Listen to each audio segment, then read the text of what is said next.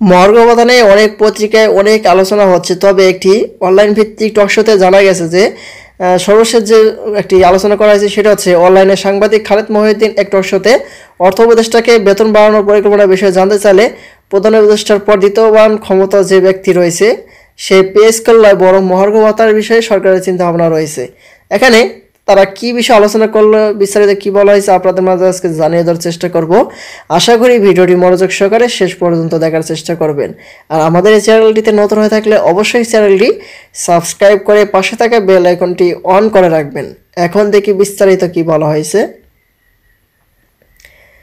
সরকার কি pay scale দিতে পারবে? বাংলাদেশ ব্যাংকের গভর্নর বা অর্থ উপদেষ্টা বলেন, পে স্কেল আমরা দিতে পারবো না, কারণ পে স্কেল মানে শুধু বেতন বাড়ানো না, বরং এটার সাথে আরও অনেক কিছু জড়িত আছে, তাই এটি নির্বাচিত সরকার দেবেন। তবে আমরা মহার্ঘ ভাতা বিষয়টি দেখছি, কিন্তু কিছু করতে পারি কিনা এমন আশ্বাস দেন। পরবর্তী আবার বাজার এবং অন্যান্য বিষয়ের সাথে মিলানো খুব কঠিন, এটা সহজ হবে না বলে কিছু নিরাশও করেন তিনি।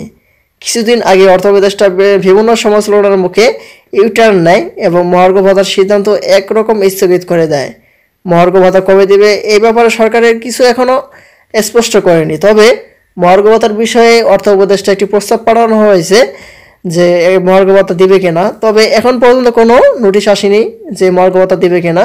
আর মহার্ঘ ভাতা এখানে সরকারি চাকরিজীবীদের মূল বেতনে যে এখানে বলা হয়েছে যে সর্বনিম্ন 10% থেকে সর্বোচ্চ 20% হারে মহার্ঘ ভাতা দেওয়ার পরিকল্পনা রয়েছে। এটা হচ্ছে সরকারের চিন্তা ভাবনা। তবে যে অর্থনীতির অবস্থা সেতে মানে সে অবস্থায় এর খরচ হবে অন্তত 7,000 কোটি। আর বর্তমান পরিস্থিতিতে অর্থনৈতিক দৃষ্টিকোণ থেকে এ বাড়তি ব্যয় যৌক্তিক নয় বলে মনে করছেন অর্থনীতিবিদরা। এ হচ্ছে মহার্ঘ ভাতার সর্বশেষ আপডেট। পরবর্তীতে এই প্রস্তাব যে পাঠানো হয়েছে মহার্ঘ ভাতা বিষয়ে দিবে কিনা, আর এই দিবে কিনা এই প্রসঙ্গে যখনই নোটিশ প্রকাশিত হবে সবার আগে আমাদের চ্যানেলটিতে পেয়ে যাবেন।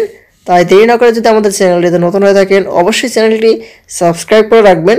আজকের মতো এই পর্যন্ত সবাই ভালো থাকবেন, সুস্থ থাকবেন। ধন্যবাদ সবাইকে। আসসালামু আলাইকুম।